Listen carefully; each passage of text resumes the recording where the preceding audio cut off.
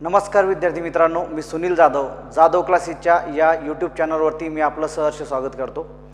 मागच्या लेक्चरमध्ये आपण संधी या घटक शिकायला सुरुवात केली होती आणि संधी या घटकाचे आपण संधी म्हणजे काय, संधीचं वर्गीकरण, त्यानंतर संधीचे प्रकार, त्या प्रकारानुसार आपण याची ओळख करून घेतली होती। संधीच्या मुख्य प्रकारामध्ये आपण बघितलं होतं की स्वरसंधी, व्यंजन संधी आणि विसर्ग संधी हे मुख्य प्रकार पडतील आणि त्यातला जो पहिला प्रकार होता स्वरसंधी, या स्वरसंधीबद्दल आपण माहिती घेतली होती। तर स्वरसंधी म्हणजेच काय की स्वरापुढे स्वर येऊन तयार होणारी जी संधी असते त्यालाच म्हटले जात असते या ठिकाणी स्वरसंधी। स्वरसंधीमध्ये एकूण 5 आदेश होते आणि त्या आदेशानुसारच स्वरसंधीचे किती प्रकार पडतील तर 5 प्रकार पडतात। त्यातला पहिला प्रकार होता दीर्घादेश स्वरसंधी, दुसरा प्रकार होता या ठिकाणी गुणादेश संधी, तिसरा प्रकार होता यनादेश संधी, चौथा प्रकार पडतो यातला रुद्यादेश संधी आणि पाचवा प्रकार असतो या ठिकाणी अयादी आदेश संधी। म्हणजे अशा पद्धतीने हे 5 जे स्वरांच्या स्वरसंधीचे जे 5 प्रकार होते त्याची आपण ओळख करून घेतली होती। आता या लेक्चरमध्ये आपल्याला दीर्घादेश संधी हा पूर्णच्या पूर्ण टॉपिक काय करायचा आहे, कव्हर करायचा आहे। दीर्घादेश संधी म्हणजे काय आणि दीर्घादेश संधीचे उदाहरणं, त्याचे शब्द कसे तयार होतील, हे सर्व काही आपल्याला या लेक्चरमध्ये कव्हर करायचं आहे। सुरू करूया।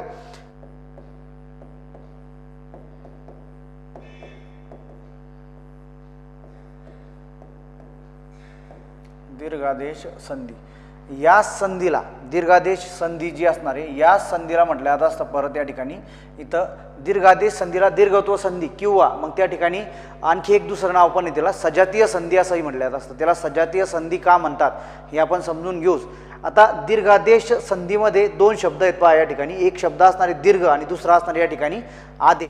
दीर्घादेश संधीमध्ये या शब्दाचा जर शब्दशः अर्थ जर घेतला तर तो काय होतो ते लक्षात घ्यायचं आहे। एक शब्द असणार यामध्ये लक्षात घ्या दीर्घत, एक शब्द असतो दीर्घ आणि दुसरा शब्द असणार या ठिकाणी आदेश, असे 2 शब्द मिळून हा शब्द तयार झालेला आहे दीर्घादेश।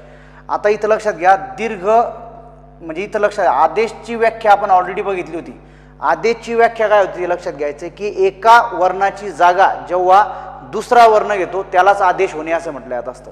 म्हणजे एका वर्णाची जागा दुसरा वर्ण घेणे म्हणजेच आदेश। आणि इथं वर्ण जो वर्ण जागा घेत असतो दुसऱ्या वर्णाची जागा घेतो तो वर्ण नेहमी काय असतो या ठिकाणी दीर्घ वर्ण असतो, लक्षात घ्यायचं आहे।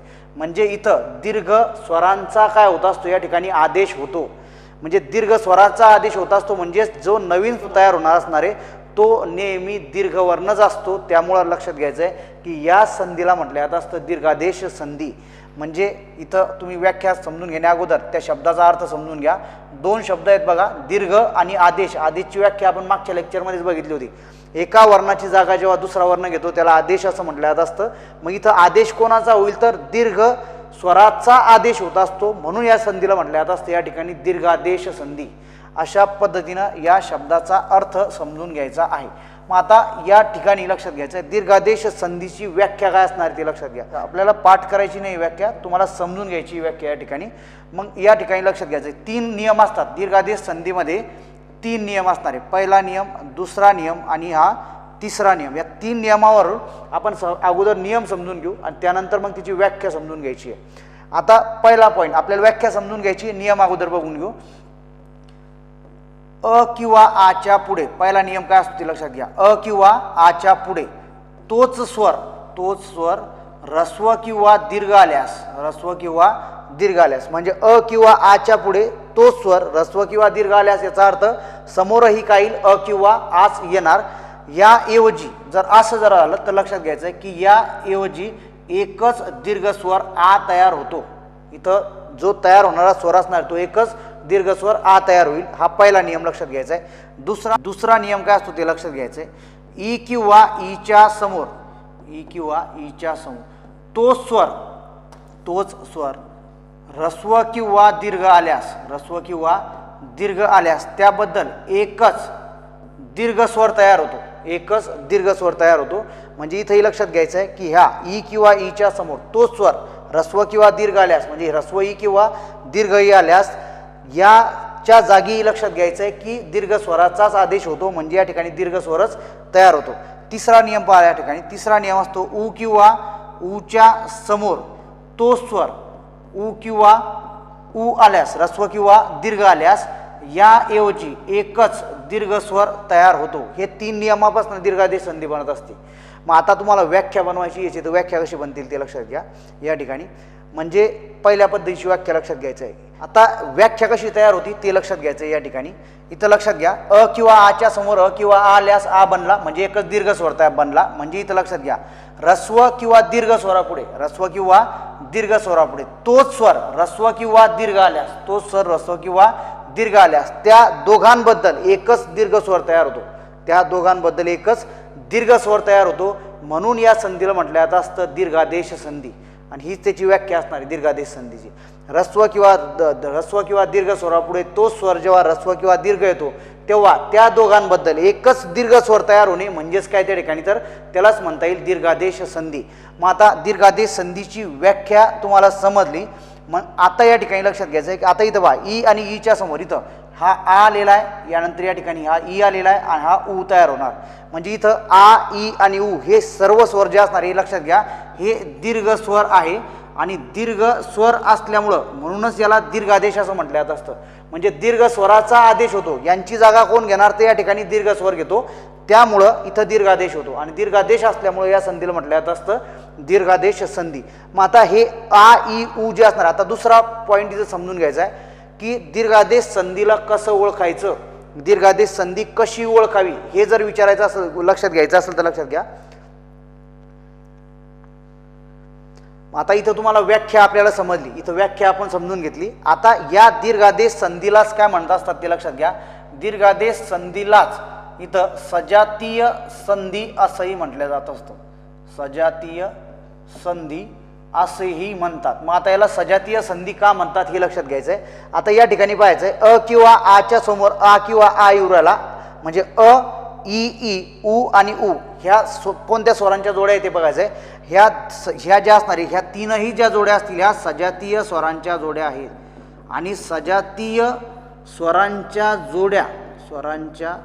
जोड्या एकत्र येऊन ही संधी तयार होते. म्हणून याला काय म्हटलं जात असतं या ठिकाणी, इथं याला सजातीय संधी असंही म्हटलं जात असतं. ह्या सजातीय स्वरांच्या जोड्या आहे बघा या ठिकाणी, अ, आ, ई, ई, ऊ, ऊ तीनच सजातीय स्वरांच्या जोड्या असतात. आणि ह्या ज्या सजातीय स्वरांच्या जोड्या म्हणजे सजातीय स्वरांचा, ही सजातीय स्वर आहेत सर्व, सजातीय स्वरांचा वापर करून जी संधी तयार होत असते त्यालाच म्हटलं जात असतं मग सजातीय संधी. मग या सजातीय स्वरांच्या जोड्या असल्यामुळे या संधीला काय म्हटलं जात असतं सजातीय संधी असंही म्हटलं जातं. आता पुढचा पॉईंट परत इथं लक्षात घ्यायचा आहे. आता हा झाला तुमचा 2 पॉईंट. तुम्हाला इथं दीर्घादेश संधीची व्याख्या समजली असेल. दुसरा पॉईंट या ठिकाणी सजातीय संधी का म्हणतात हेही समजलं असेल. मग आता तिसरा पॉईंट जो असणार आहे तो परत इथं समजून घ्यायचा आहे की दिलेला शब्द हा दीर्घादेश संधीचा आहे का नाही हे कसं ओळखावं. म्हणजे दीर्घादेश संधी कशी ओळखायची आहे. दीर्घादेश संधी ओळखण्यासाठी इथं लक्षात घ्यायचं आहे, आ असणार म्हणजेच लक्षात घ्या की या ठिकाणी एक काना येणार. इथं लक्षात घ्यायचं आहे एक काना असणार. दीर्घ ई येणार म्हणजेच लक्षात घ्यायचं या ठिकाणी की दुसरी विलांटी असणार. आणि दीर्घ ऊ असणार म्हणजेच या ठिकाणी लक्षात घ्यायचं आहे की इथं दुसरा उकार असला पाहिजे. म्हणजे आता सजातीय संधी कशी ओळखावी हा प्रश्न जर तुम्हाला सॉल्व्ह करायचा असेल तर लक्षात घ्यायचं आहे की संधी झालेल्या अक्षरामध्ये एकतर काना असला पाहिजे किंवा दुसरी विलांटी असली पाहिजे किंवा दुसरा उकार असला पाहिजे, तेव्हा तो शब्द जो असतो तो दीर्घादेश संधीचा ओळखला जात असतं. आणि या 3च्या व्यतिरिक्त प्रश्न जात नाही. या 3च गोष्टीवरती प्रश्न पडतील, लक्षात घ्यायचं आहे. आता नियम तुम्हाला समजला, व्याख्या तुम्हाला समजली. आता इथं प्रॅक्टिकली शब्द कसे तयार होतील हे समजून घ्यायचं आहे. तर शब्द पाहताना आपण नियमावाईज पाहू. पहिल्या नियमाचे शब्द, दुसऱ्या नियमाचे शब्द आणि तिसऱ्या नियमाचे शब्द. सूर्य अधिक अस्त, सूर्य अधिक अस्त हा शब्द असणार. हे 2 शब्द आहेत. एक शब्द असणार सूर्य, दुसरा अस्त. आता या संदर्भात लक्षात घ्यायचं. आता हा शब्द कसा, याच्यापासून तयार होणारा शब्द कसा तयार होईल हे समजून घ्यायचं. या नियमानुसार हा शब्द तयार होत असतो. म्हणजे आता तुम्हाला पहिल्याच घटकामध्ये, पहिल्याच चॅप्टरमध्ये आपण विग्रह करणे सांगितलं होतं. मग या ठिकाणी विग्रह करून घ्या. पहिल्या पदाचा विग्रह करायचा आहे, दुसऱ्या पदाचाही विग्रह करून घ्यायचा आहे. आता विग्रह करताना लक्षात घ्यायचं आहे या ठिकाणी जर विग्रह केला तुम्ही तर काय तयार होणार पाहिजे. इथं स अधिक उ अधिक र अधिक य अधिक अ हा असणार इथं पहिल्या पदाचा विग्रह. इथं करून घेतला आपण हा पहिल्या पदाचा विग्रह. दुसऱ्या पदाचा पण विग्रह करून घ्यायचा आहे. अ अधिक स अधिक त अधिक अ तर हा झाला इथं दुसऱ्या पदाचा आपण विग्रह करून घेतला. आता या दोन्ही पदामध्ये आता संधीची व्याख्या काय, संधीची व्याख्या आपण केली होती या ठिकाणी की पहिल्या पदातील शेवटचा वर्ण आणि दुसऱ्या पदातील पहिला वर्ण दोन्ही एकत्र येऊन त्याऐवजी नवीन स्वर तयार होतो किंवा नवीन वर्ण तयार होतो आणि त्यालाच म्हटलं जात असतं संधी. मग या ठिकाणी आपण स्वरसंधीची व्याख्या पाहिजे. आता पहिल्या पदातला शेवटचा वर्ण या ठिकाणी अ आणि दुसऱ्या पदातला पहिला वर्ण असणार या ठिकाणी अ.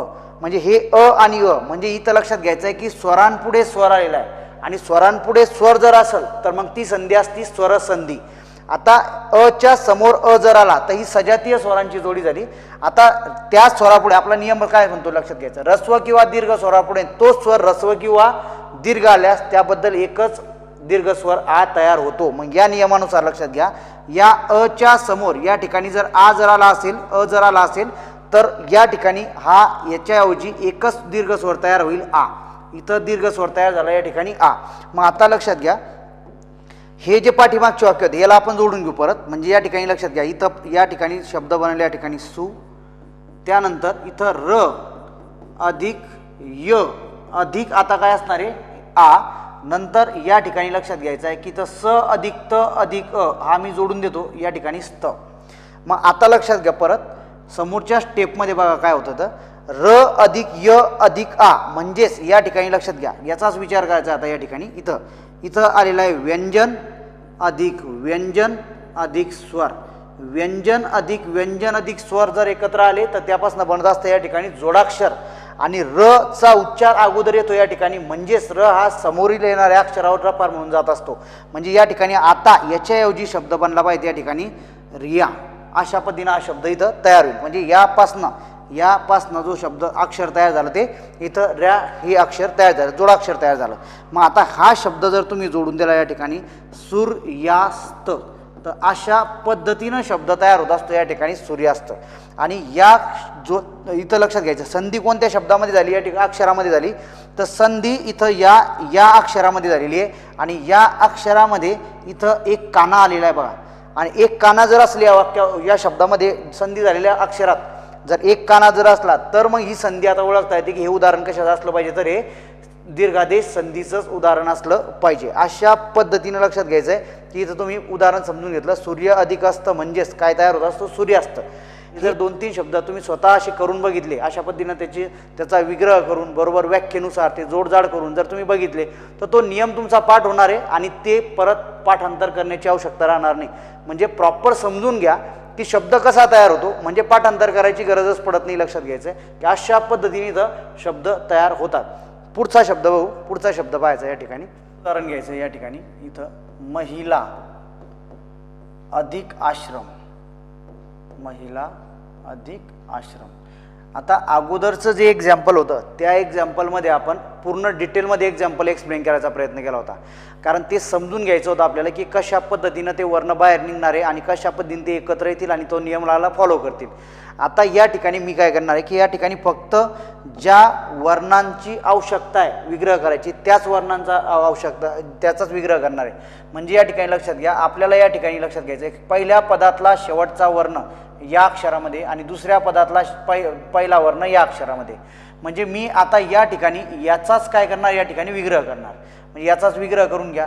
म्हणजे आता इथं लक्षात घ्यायचं आहे ल अधिक काय असला पाहिजे या ठिकाणी आ आणि इथं पहिलाच जो दुसऱ्या पदातला पहिला वर्ण असला पाहिजेत आ.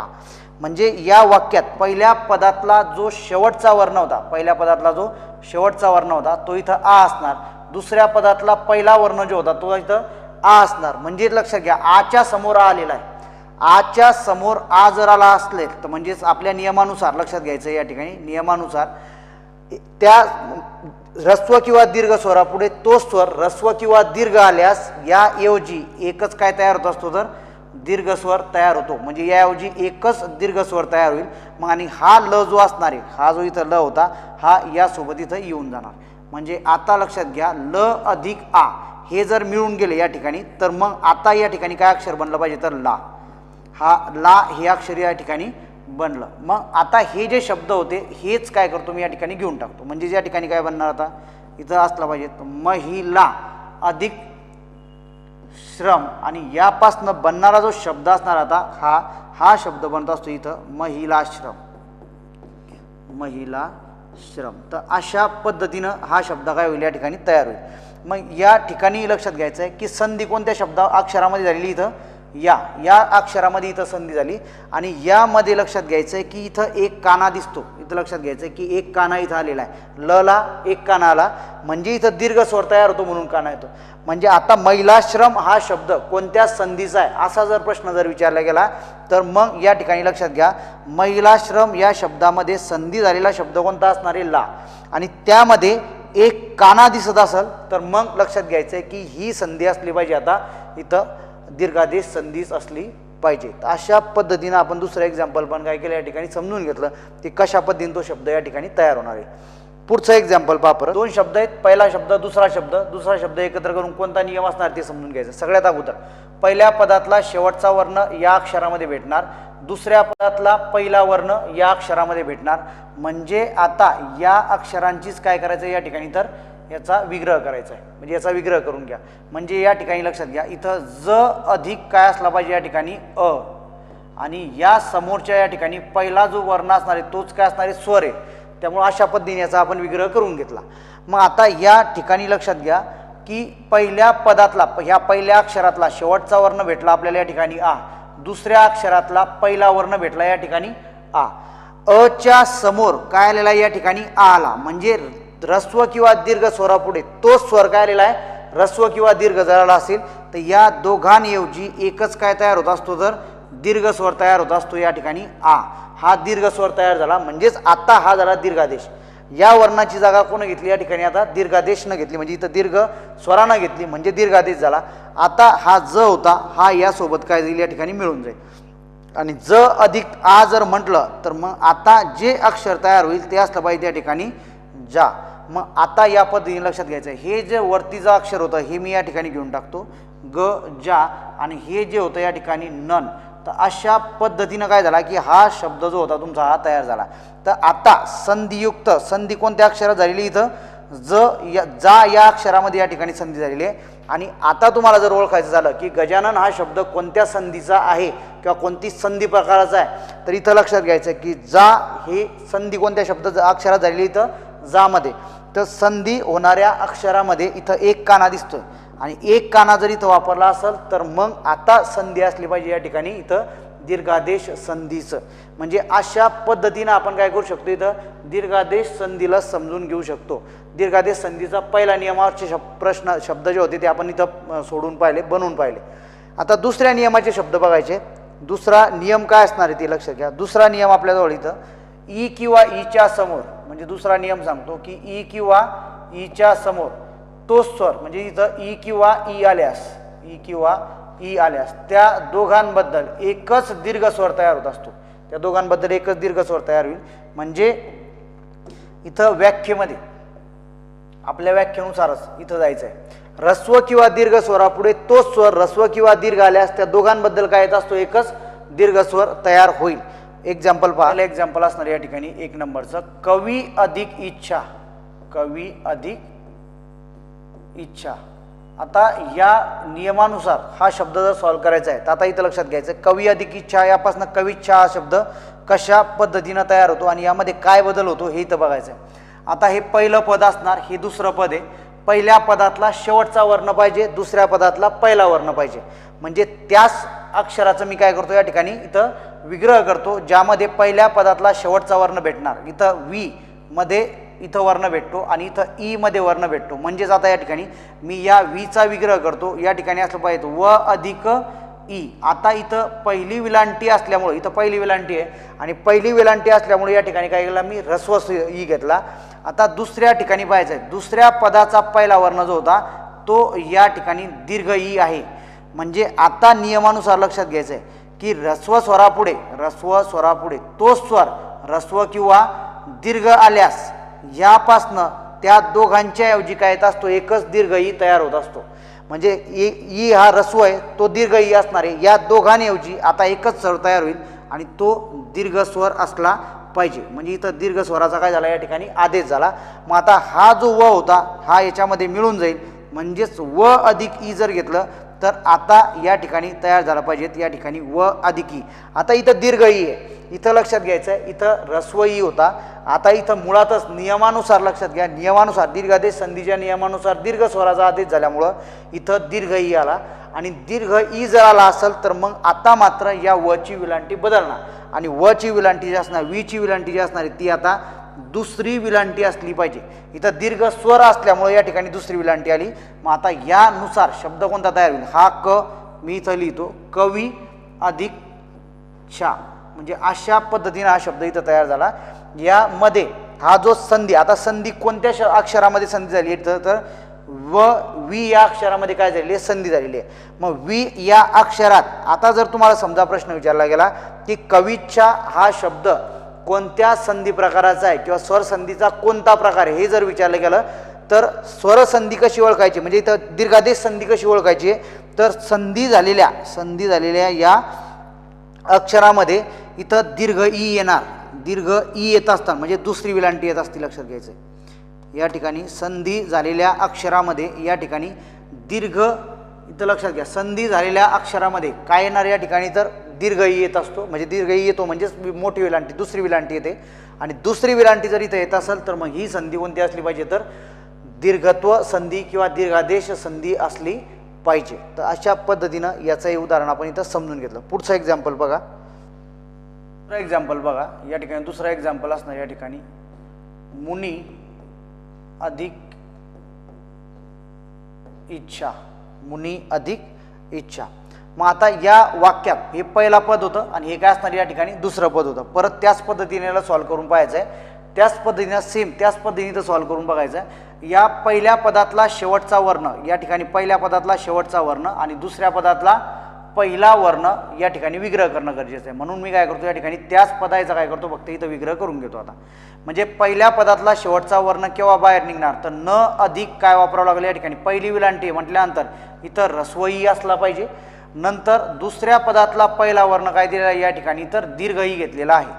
आता पहिल्या पदातला शेवटचा वर्ण हा ऱ्हस्वई आणि दुसऱ्या पदातला पहिला वर्ण हा दीर्घई, म्हणजे ह्रस्व स्वरापुढे किंवा दीर्घ स्वरापुढे तोच स्वर ह्रस्व किंवा दीर्घ आलेला आहे. आणि अशा वेळेस काय होत असतं या दोघांच्या ऐवजी एकच काय तयार होतो तर दीर्घई तयार होत असतो. म्हणजे इथं तयार झाला या ठिकाणी दीर्घई.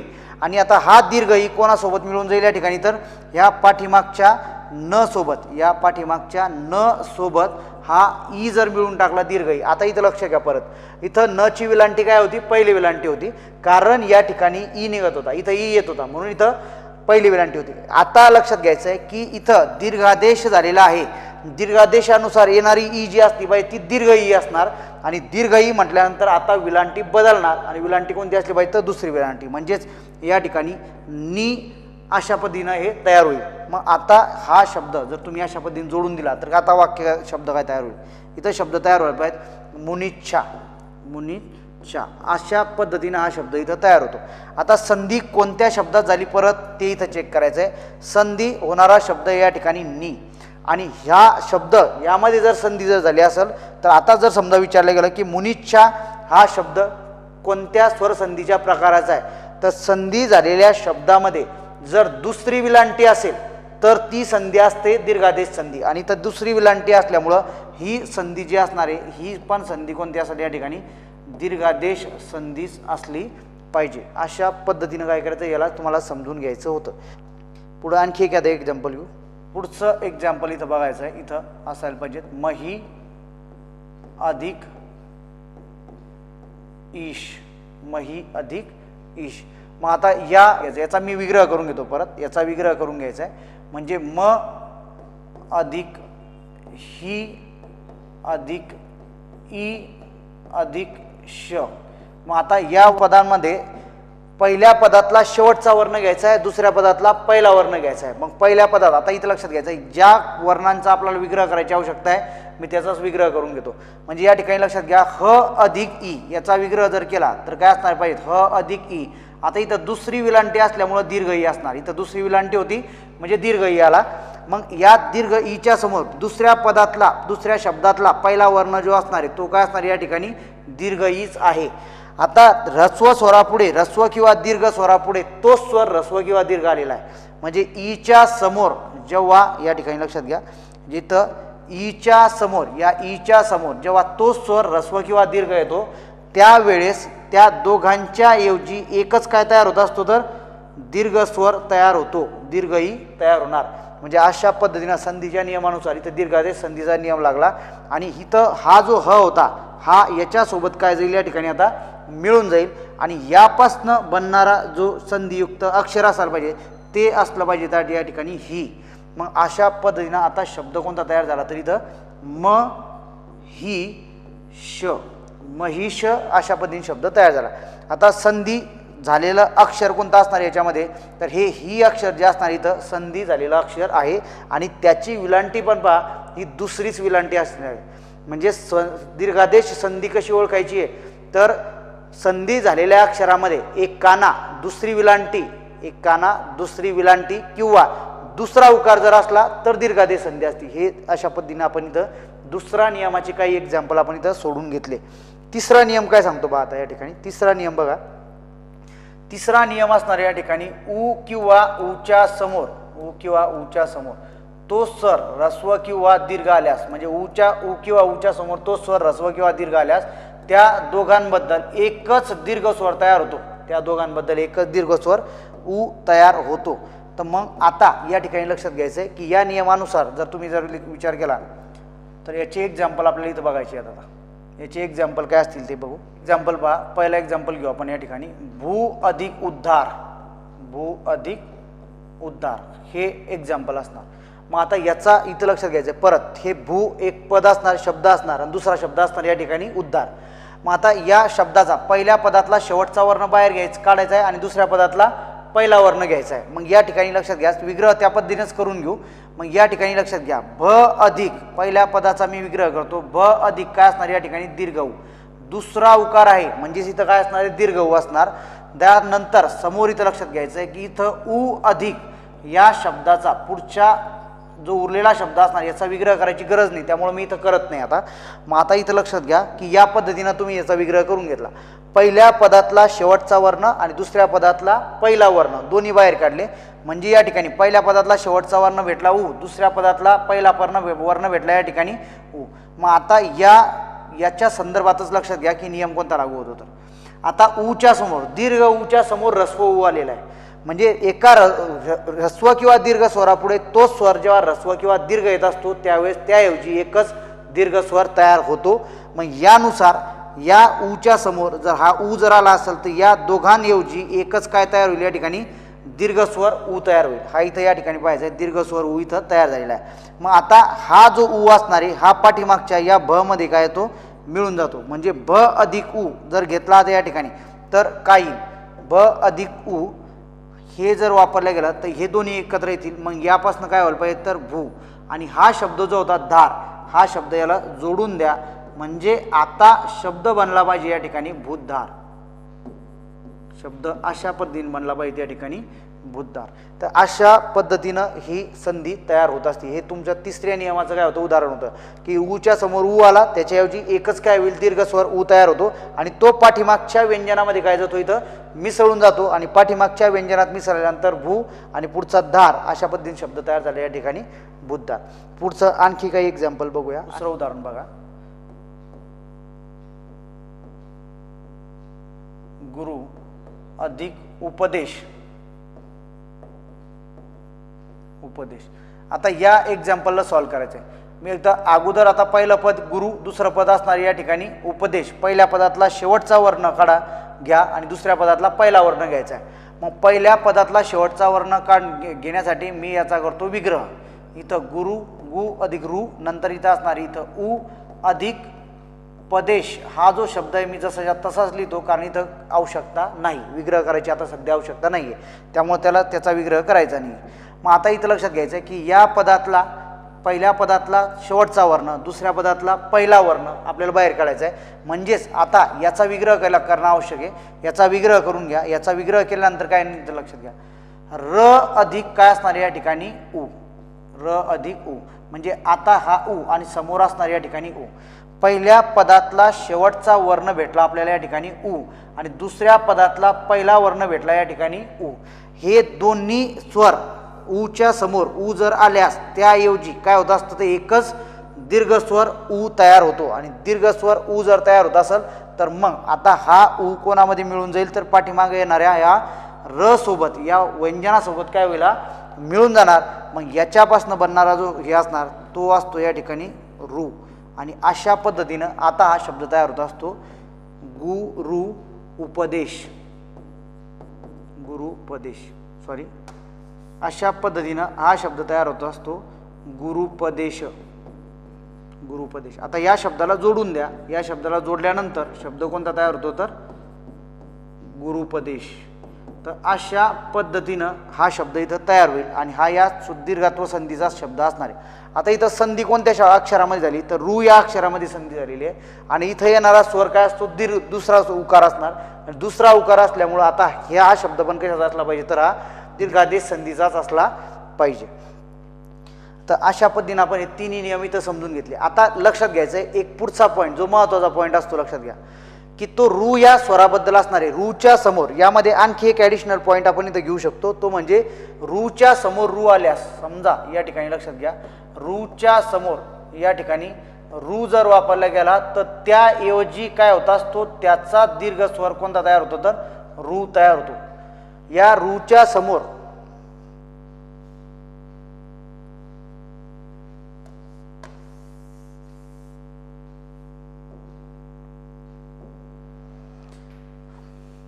आता यापुढं आणखी एक नियम लक्षात घ्यायचा आहे यामध्ये, की रू या स्वराबद्दल लक्षात घ्यायचं आहे. जसं की रू हा स्वर जर घेतला आपण तर हा ऱ्हस्व स्वर आहे. म्हणजे आता रू अधिक रू, आणखी एक नियम यामध्ये असतो आणि तो नियम असतो इथं लक्षात घ्यायचा आहे, की रू या स्वराच्या समोर, रूच्या समोर रू जर आला तर त्याऐवजी हे जर वापरलं गेलं तर याऐवजी एकच दीर्घ स्वर तयार होतो. हा पण एक नियमित असणार आहे.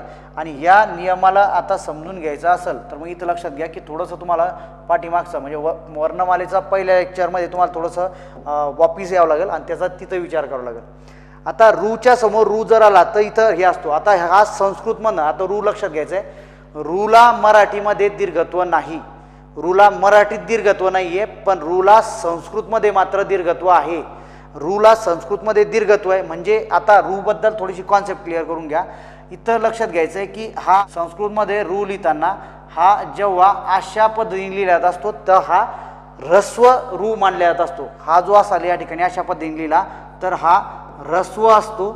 आणि यालाच तुम्ही ज्या वेळेस या पद्धतीमध्ये आपण लिहितो तेव्हा हा जो रू असणार आहे हा या ठिकाणी दीर्घ रू मानला जात असतो. आता मराठीमध्ये लक्षात घ्यायचं आहे की मराठीमध्ये रूचा समावेश होतो ऱ्हस्व स्वरांमध्ये.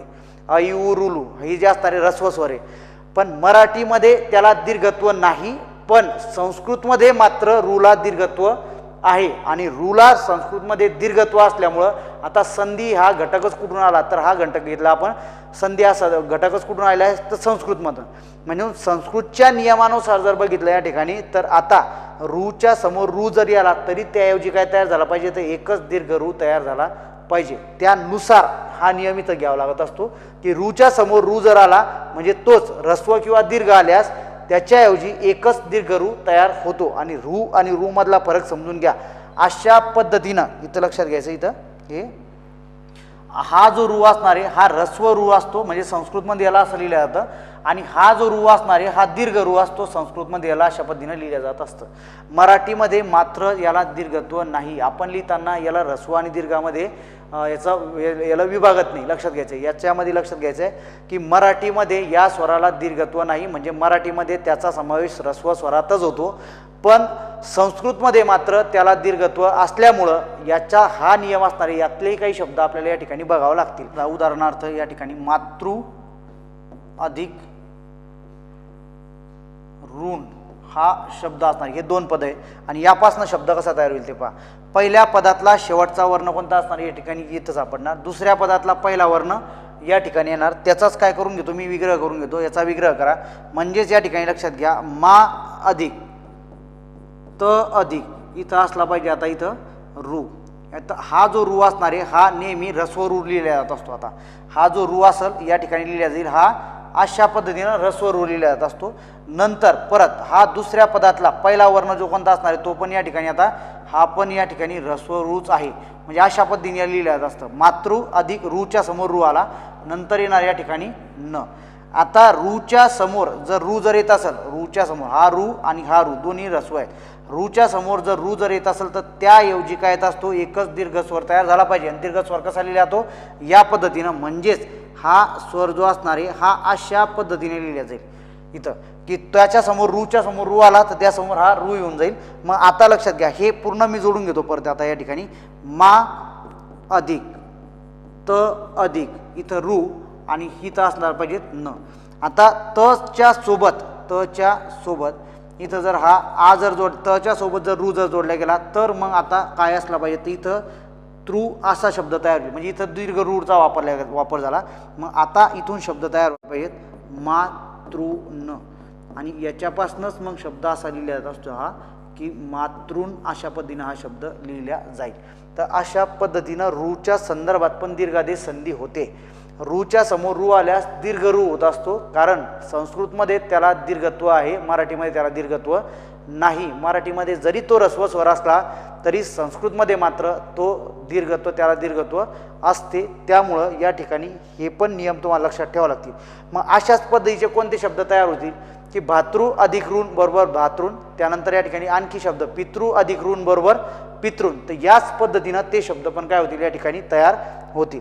तर अशा पद्धतीने लक्षात घ्यायचं आहे की आपण या ठिकाणी दीर्घादेश संधी जे नियम असतील आणि त्याचे काही उदाहरणं असतील ते आपण इथं कव्हर केले। या लेक्चरमध्ये आपण फक्त दीर्घादेश संधी कव्हर केली। पुढच्या लेक्चरमध्ये आपण गुणादेश संधी काय असणार आहे हे समजून घेऊ। अशा पद्धतीनं या ठिकाणी आपण दीर्घादेश संधी कंप्लीट केलेली आहे। आमचे लेक्चर जर तुम्हाला आवडत असेल तर त्याला लाईक करा, शेअर करा आणि सबस्क्राईब करा। धन्यवाद।